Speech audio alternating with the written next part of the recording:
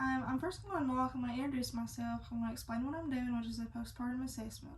I'm going to provide for privacy. I'm going to look at her wristband, ask her name and date of birth, make sure this is my patient, which it is. I'm going to wash my hands and change my gloves.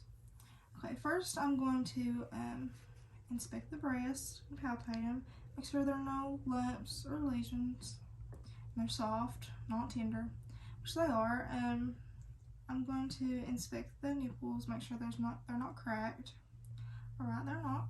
So I'm going to make sure she's wearing a supportive bra, which she is if she's breastfeeding. If she doesn't want to breastfeed, I'm going to just make sure she's wearing a tight fitted bra or even an ace band just to make sure she doesn't have engorgement.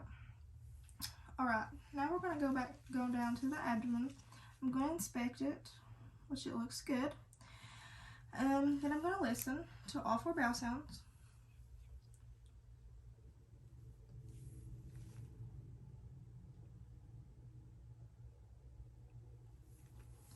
Bowel sounds are present in all 4 quadrants. I'm just going to palpate. It's not tender, it's soft. I'm going to palpate the bladder. I can't feel the bladder, so that's a really good sign. Now I'm going to do my fundal check. So I'm going to support the uterus. It feels firm, which is a really good sign. We don't want it to be boggy. It's exactly where it's supposed to be. It's 1 finger below the belly button. Now I'm just going to go down and look at the incision. The edges are well approximated. There's no edema, no swelling, no purulent drainage. So it's exactly how we want it to be. It's not time for the dressing change, so I'm just going to cover that back up. Now I'm just going to wash my hands and put on new gloves.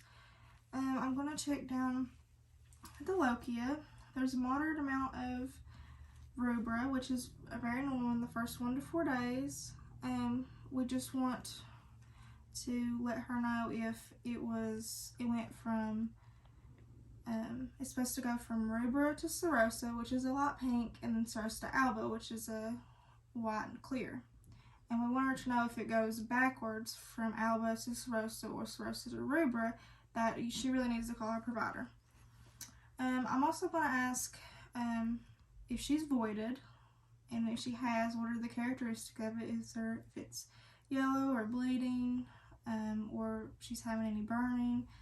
And I'm also going to ask if she had a bowel movement. If she hasn't, that's okay, just to make sure that she's able to pass gas. Okay, now I'm just going to have her turn over. I'm going to assess for hemorrhoids. She doesn't have any, so that's really good.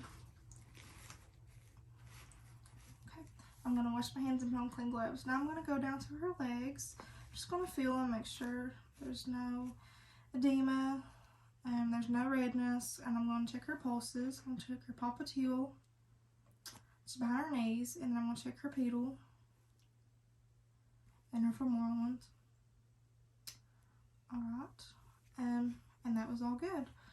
Alright, now I'm going to wash my hands and remove my gloves. Now I'm just going to ask her about the warning signs that she needs to look out for. If she develops a fever, she needs to let her provider know.